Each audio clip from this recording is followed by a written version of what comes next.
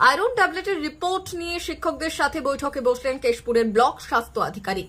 বিদ্যালয়ে পঠন পাঠনের পাশাপাশি ছাত্রছাত্রীদের স্বাস্থ্যের কথা ভেবে সরকারের পক্ষ থেকে সপ্তাহে একদিন করে আয়রন ট্যাবলেট খাওয়ার ব্যবস্থা করা হয়েছে। ইতিমধ্যে সব ছাত্রছাত্রী সেই ট্যাবলেট খাচ্ছে কিনা তার রিপোর্টও দিতে হয় স্বাস্থ্য দপ্তরকে।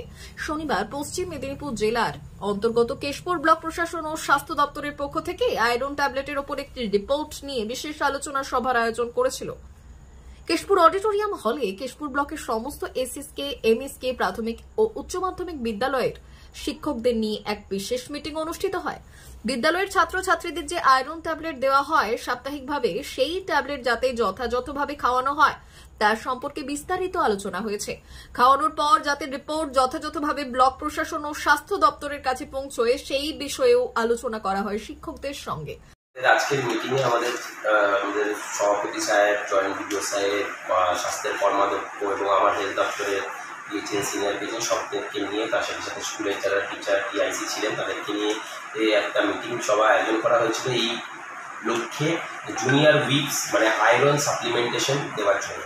আয়রন সাপ্লিমেন্টেশন স্কুলের বাচ্চাদের, স্কুল অনগোয়িং চিলড্রেনদের, রিপ্রোডাক্টিভ এজ ফিমেলদের এদেরকে দেওয়া হয় যাতে তাদের রক্তাল্পতা থেকে তাদেরকে বাঁচানো যায়।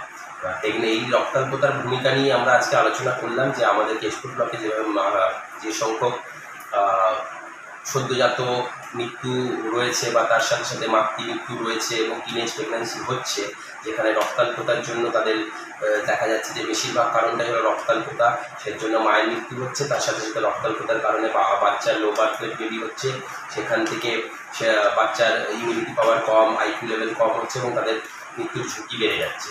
সেইগুলোকে প্রিভেন্ট করতে হলেই আমাদেরকে আয়রন সাপ্লিমেন্টেশনের ভূমিকাটা একটা অত্যন্ত গুরুত্বপূর্ণ, যেটা পশ্চিমবঙ্গ সরকারের স্বাস্থ্য দপ্তরের থেকে সাপ্লাই বিনামূল্যে করা হয়। আমাদের স্বাস্থ্য দপ্তর থেকে আমরা স্কুলের সেগুলোকে ডিস্ট্রিবিউট করে স্কুলের টিআইসিদের দায়িত্ব দিয়ে সেইগুলো আমাদের স্কুলের ডাক্তারবাবুদের অবজারভেশনে সেগুলো তাদেরকে খাওয়ানো হয়।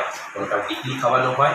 একদম ছোটো বয়সে যেগুলো রয়েছে সেগুলোকে আমরা অনেক সময় প্রাইস উইকলিও দেওয়া হয় যারা বাচ্চা রয়েছে। আয়রনের মেইন সমস্যা হলো আয়রন প্রেগনেন্সি নিজেই একটা ফিজিওলজিক্যাল রক্তাল্পতা তৈরি করে স্বাভাবিক নিয়মে। তার সাথে সাথে যদি আয়রন সাপ্লিমেন্টেশন পর্যাপ্ত পরিমাণে না হয় বা তার আগে থেকে সে রক্তাল্পতা ঢুকে, তার মৃত্যুর ঝুঁকিটা অনেকটা বেড়ে যাচ্ছে পোস্ট প্রেগনেন্সি। সেটা প্রিভেন্ট করাতেই তার ভূমিকা কি, আয়রনটা কেন খাওয়া প্রয়োজন এবং তার রিপোর্টিং সিস্টেম নিয়ে যেসব সমস্যা আমাদের ছিল তাই নিয়ে আজকে একটা আলোচনা সভা হয়েছিল, যেখানে আমরা সবাই নেতৃত্ব দিয়ে জয়েন্ট স্যার ছিলেন, ওনার ভূমিকা ব্যাপারটা উনি বললেন ডিটেলস সেই বিষয়ে। বিদ্যালয়ে আয়রন ট্যাবলেট বা অ্যালবান্ডাজল ট্যাবলেট দেওয়া হচ্ছে, কিন্তু বিদ্যালয়ের শিক্ষক শিক্ষিকারা পুষ্টি ও স্বাস্থ্য সম্পর্কিত প্রথাগত জ্ঞান থাকলেও হেলথ বিষয়ে যে প্র্যাকটিক্যাল জ্ঞান সে বিষয়ে তো জ্ঞান নাই। সেই জন্য কতটা দেওয়া যুক্তিযুক্ত? যথেষ্ট ওনারা টিআইসি যারা টিচার ইনচার্জ রয়েছেন বা যারা শিক্ষিকারা রয়েছেন তাদের শিক্ষাগত ব্যাপার নিয়ে আমার কোনো ভূমিকা নেই। তারা হয়তো সারা স্বাস্থ্যের ব্যাপারে অতটা সমৃদ্ধ নয়, সেই জন্যই আজকের এই মিটিংটা, যেটাতে তাদেরকে আমরা এনলাইট করলাম যে কেন এটার ভূমিকা রয়েছে, রক্তাল্পতা কীভাবে কমানো যাবে, কেন prevention is better then cure, কেন তাদেরকে আগে থেকে আয়রন সাপ্লিমেন্টেশন দিতে হবে, তাহলে তাদের কীভাবে আমরা ইন্টারভেনশন করতে পারি মাতৃমৃত্যু, তার সাথে সাথে যাতে বাচ্চা মৃত্যু কমাতে পারি, মানে ইনফ্যান্ট ডেথ কমাতে পারি। সেই জন্যই আজকে সেই ব্যাপারে আমরা ইনলাইট করলাম ওনাদেরকে। ওনারাও আশা করেছি, ওনারাও আমাদেরকে আশ্বস্ত করেছেন যে ওনারা প্রপারলি ওয়েতে এগুলো আগামী দিনে এখনও করছেন, যেগুলো যেখানে ভুল ত্রুটি বা ফাঁক রয়েছে সেগুলো যাতে আগামী দিনে ওনারা রেকটিফাই করে, সেই নিয়েই একটা আলোচনা সভা হয়েছিল, যেখানে তাদেরকে আমরা এইসব ব্যাপারে সমৃদ্ধ করলাম, নলেজ দিলাম। আশা করছি ফলপ্রসূ হবে, হয়তো আজকে না হোক কেশপুরে আগামী দিনে বছর দুয়েকের মধ্যে আমরা এই সংখ্যা অনেকটাই কমাতে পারব।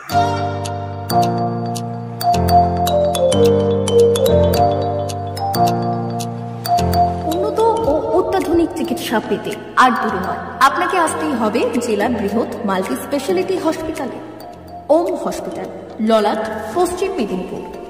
এখানে পাবেন 24/7 এমার্জেন্সি সার্ভিস। এখানে চিকিৎসার ক্ষেত্রে সমস্ত রকম অত্যাধুনিক পরিষেবা পাবেন।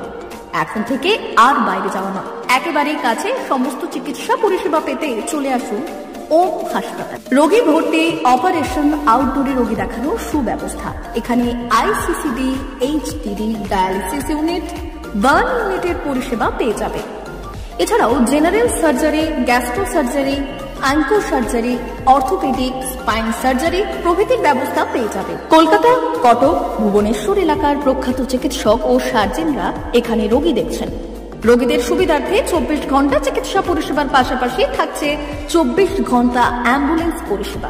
উন্নত মানের যন্ত্র দিয়ে আল্ট্রাসোনোগ্রাফি, এক্স-রে ও রক্ত পরীক্ষার ব্যবস্থা রয়েছে। একই ছাদের তলায় সমস্ত রকম পরিষেবা পেতে চলে আসুন ওম হাসপাতালে, একটি বেসরকারি উন্নত মানের হাসপাতাল। প্রতিদিন থাকছেন অভিজ্ঞ চিকিৎসকেরা। চিকিৎসা করছেন doctor Ankit Agarwal, MBBS, MS, MCH, doctor Jagmohan Mishra, MBBS, MS, MCH, doctor SR Panda, MBBS, MS, ortho, doctor Adnan Rehan Khan, MBBS, MS, ortho, doctor Prasad Mondal, MBBS, MS, gynae, doctor Abhijit Sarkar, MBBS, MD, doctor S Tamili, MBBS, doctor Pathik Sit, MS, DNB, general surgeon, doctor Miraj Ali Khan, MBBS, DNB, general surgeon. অল্প খরচে সুচিকিৎসা পেতে চলে আসুন ওম হাসপাতালে। একেবারেই আপনার হাতের কাছে উন্নত মানের চিকিৎসা। এখানে স্বাস্থ্যসাথী কার্ডের সুবিধা রয়েছে। ললাট, পশ্চিম মেদিনীপুর। যোগাযোগ নম্বর 9333309195 অথবা 70